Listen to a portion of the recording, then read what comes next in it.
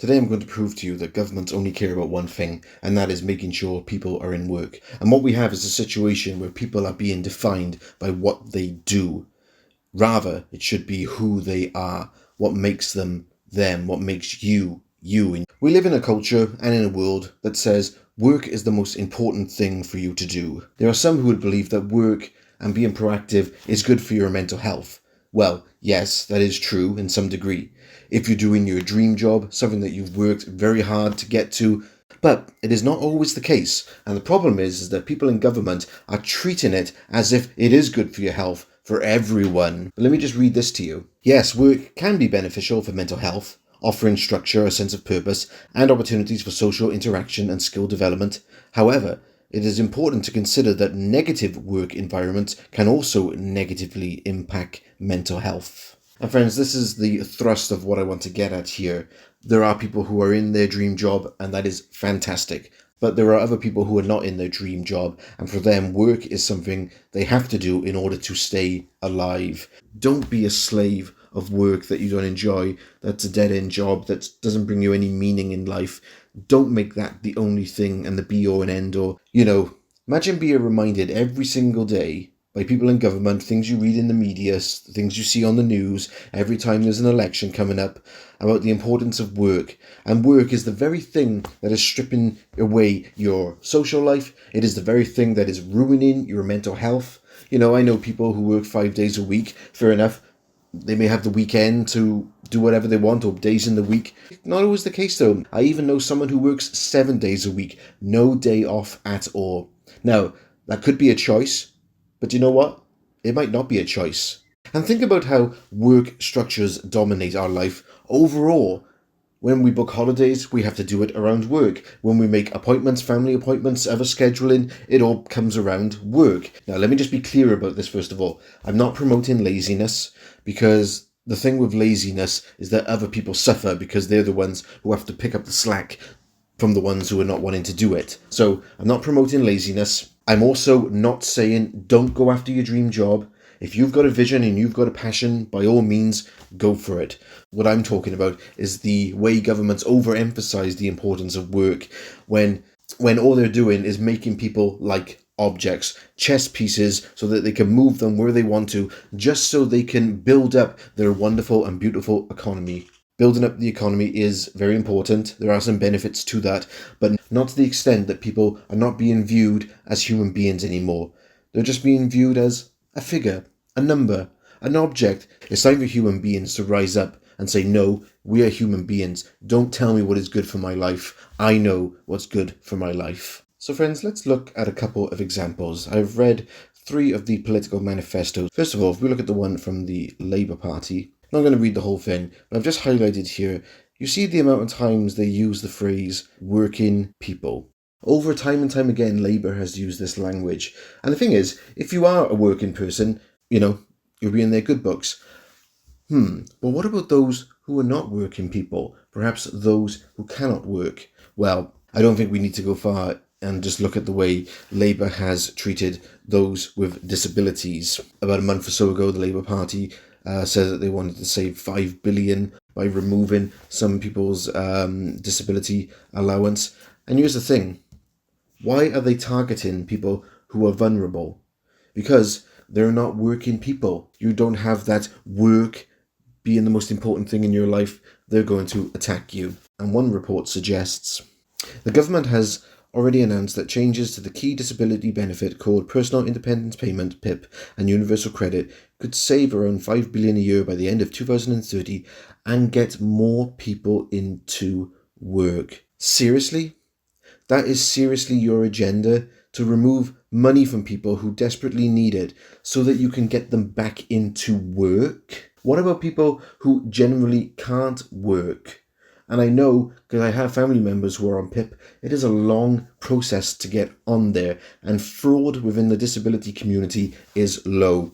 And here's the other thing that really bothers me about this way of going about things, is just because some in a minority break the rules, doesn't mean that all of us are in that category.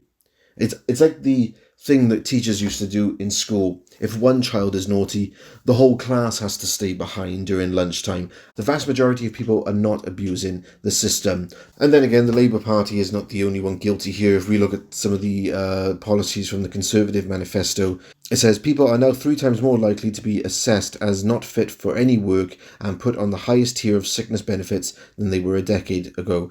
But what gets worse is that 94% of fit notes are being signed off as not fit for work.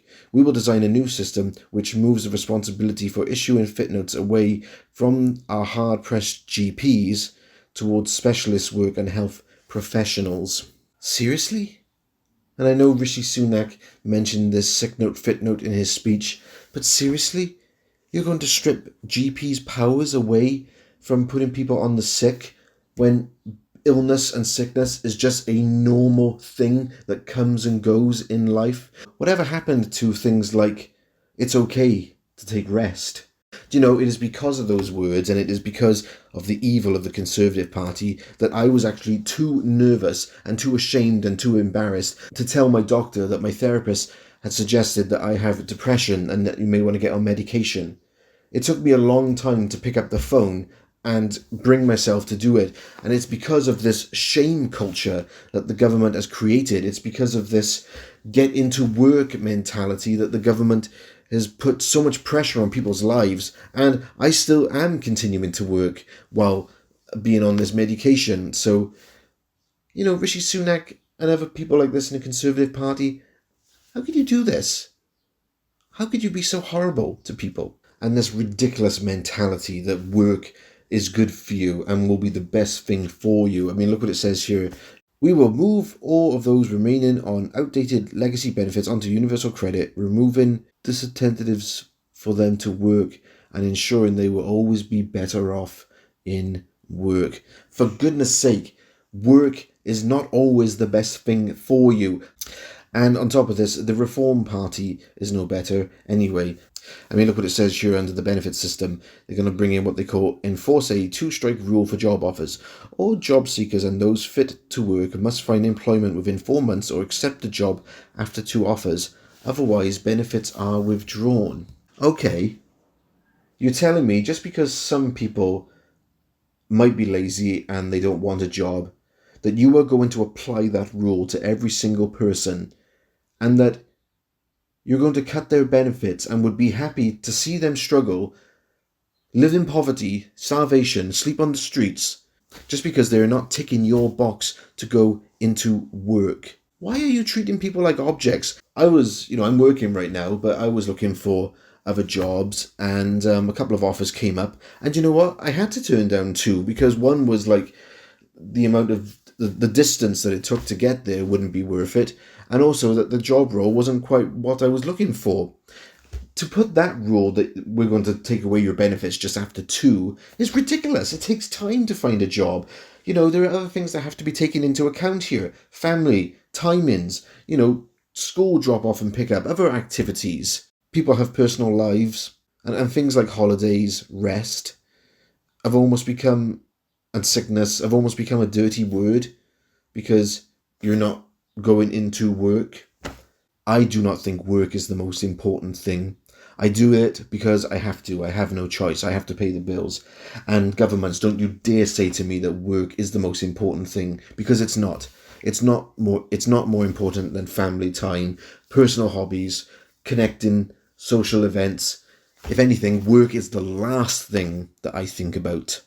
And the reason I'm doing this video, friends, this is a creative arts YouTube channel, and normally I would not post political stuff, but I'm just getting fed up of this emphasis on work, and I'm putting this out there because I have to do a 9 to 5 that, I do enjoy. I love the people I work with, but it's certainly not my dream job. My dream job is to do the things I do, like on this channel, watch my videos, films, original music, original artwork, enjoy it. I do films to entertain people, to bring joy, bring laughter to people, to make people think. Things like this, doing paintings, wanting to do this for a living. That is what I'm passionate about. Being able to pick up an instrument and be able to do this for a living. I'm doing this because I want to encourage others not to be a slave of the government, to remember those who are working flat out 6 to 7 days a week. Don't be a slave of work that you don't enjoy. But I want you to find your passion in life. And I appreciate, yes, you might not be able to escape from the hard working timetable that you may have to keep to pay the bills. But please do not lose your identity in the middle of all of this. Be who you are. Don't let the government define you by what you do. But thanks for watching today. If you can, give this video a thumbs up. Please like and subscribe to the channel for more notifications, and all the best out there.